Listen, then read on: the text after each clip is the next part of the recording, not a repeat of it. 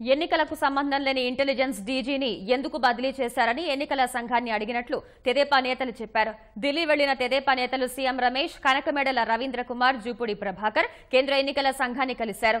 విజయ్ సాయిరెడ్డి వ్యాఖ్యలతో పాటు బదిలీల విషయంలో నిబంధనలను అతిక్రమించినట్లు ఈసీ దృష్టికి తీసుకువెళ్లామని తెదేపా నేతలు చెప్పారు.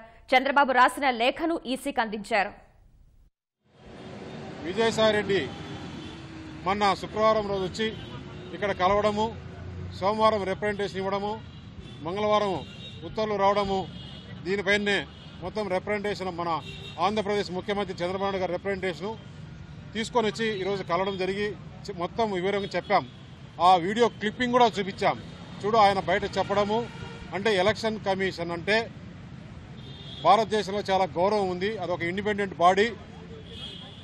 నేను చెప్పినట్లు ఎలక్షన్ కమిషన్ నడుచుకుంటుంది, నేను రిప్రజెంటేషన్ ఇచ్చాను, ఆర్డర్స్ ఇస్తారని చెప్పేసి ఆయన బయట మాట్లాడడం, దానికి తగ్గట్టుగానే మీరు ఆర్డర్స్ ఇవ్వడం. ఇంతవరకు భారతదేశంలో ఎక్కడ కూడా ఈ మాదిరి ఇంటెలిజెన్స్ అడిషనల్ డీజీని ట్రాన్స్ఫర్ చేసింది లేదు.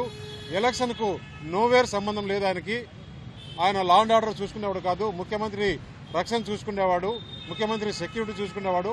ఆయన ఎందుకు ట్రాన్స్ఫర్ చేయడము, విజయసాయిరెడ్డి చెప్పడము, బీజేపీ వాళ్ళు చెప్పడము, మీరు ట్రాన్స్ఫర్ చేయడము ఎలక్షన్ కమిషన్ పైనే చాలా బాధపడాల్సి వస్తుంది. ప్రజల్లో మంచి నమ్మకం ఉంది, ఆ నమ్మకం పోతుంది, ఎలక్షన్ కమిషన్ గౌరవం పోతుంది అని చెప్పేసి వారికి తెలియజేయడం జరిగింది. వారు మ్యాటర్ కోర్టులో ఉంది కదా, మేము అన్ని కూడా చూస్తాము, మీరు ఇచ్చినవన్నీ కూడా ఎంక్వైరీ చేస్తాము, దీని మీద ఏదైతే మాట్లాడినాడో దానిపైన సీరియస్ యాక్షన్ కూడా తీసుకుంటాము అని చెప్పడం జరిగింది.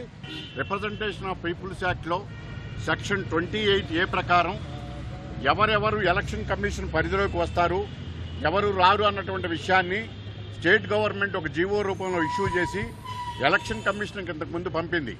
అందులో డైరెక్టర్ జనరల్ ఆఫ్ ఇంటెలిజెన్స్ అనేవాళ్ళు లేరు, లేకపోయినా ఎలక్షన్ డ్యూటీస్లో లేకపోయినా ఆయన్ని కూడా ట్రాన్స్ఫర్ చేయడం జరిగింది.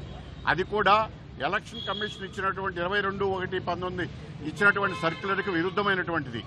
ఈ 2 సర్క్యులర్స్ కూడా ఎలక్షన్ కమిషన్ దృష్టికి తీసుకువెళ్ళాం. ఆ సర్క్యులర్ మీరిచ్చిన సర్క్యులర్కు విరుద్ధంగా మీరు వ్యవహరించారు. అలాగే రాజ్యాంగంలో కానీ రిప్రజెంటేషన్ ఆఫ్ పీపుల్స్ యాక్ట్లో కానీ మీకున్న అధికారాలను అతిక్రమించి మీరు పరిధి దాటి ట్రాన్స్ఫర్ చేశారన్న విషయాన్ని ఎలక్షన్ కమిషన్ దృష్టికి తీసుకువెళ్ళిందాం. ఎలక్షన్ కమిషన్ రాజ్యాంగ సంస్థ స్వతంత్రంగా వ్యవహరించలేకపోవడం బలహీనతలకు దారితే ఎలక్షన్లు స్వతంత్రంగా జరగవని వారి దృష్టికి తీసుకువెళ్ళాం. తెలుగుదేశం పార్టీపై ఈసీకి ఫిర్యాదు చేస్తామని, వాటిపై చర్యలు ఉంటాయని గత శుక్రవారం వైకాపా ఎంపీ విజయ్ సాయిరెడ్డి మాట్లాడిన వీడియోను తెదేపా విడుదల చేసింది. ఈ మంగళవారం చర్యలు ఉంటాయని గత శుక్రవారమే విజయ్ సాయిరెడ్డి ఎలా చెప్పగలిగాడంటూ తెదేపా ప్రశ్నిస్తోంది. కుట్రలో భాగంగానే ఇదంతా జరిగిందంటూ తెదేపా ఆరోపించింది. కమిషన్ దృష్టికి తీసుకురావడం జరిగింది. అదేవిధంగా పలు అంశాలన్నింటినీ కూడా ఎలక్షన్ కమిషన్ దృష్టికి తీసుకొచ్చాం. దీనిపైన ఈ అంశాలన్నింటినీ కూడా చీఫ్ ఎలక్షన్ కమిషనర్ మాత్రమే కాకుండా ఫుల్ కమిషన్కి నివేదించాల్సిందిగా వారు తెలియజేయడం జరిగింది. ఫుల్ కమిషన్ని మేము అపాయింట్మెంట్ అడిగాం. మండే అంటే సోమవారం 4:30కి మా వైఎస్ఆర్సీపీ డెలిగేషన్ అంతా కూడా ఇక్కడికి వచ్చి 4:30 గంటలకి ఫుల్ కమిషన్ ముందు రిప్రజెంటేషన్ ఇవ్వడం జరుగుతుంది.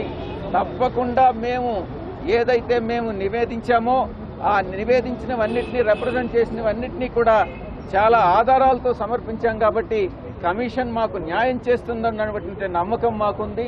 తప్పకుండా సోమవారం మీ అందరికీ కూడా సోమవారం కానీ మంగళవారం కానీ మేము సోమవారం రిప్రజెంటేషన్ ఇస్తాం.